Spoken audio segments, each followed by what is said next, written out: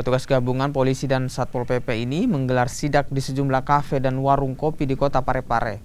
Sidak dilakukan untuk memastikan penerapan protokol kesehatan di tempat keramaian. Namun sayang, banyak warga yang abai hingga petugas terpaksa membubarkan mereka. Selain di kafe dan warung kopi, sidak juga dilakukan di taman kota. Petugas kembali menemukan kerumunan tanpa protokol kesehatan. Tindakan pembubaran pun terpaksa dilakukan. Kegiatan malam ini? Untuk kegiatan ini berdasarkan surat telegram Kapolda nomor 19 yang dikeluarkan tanggal 12 Januari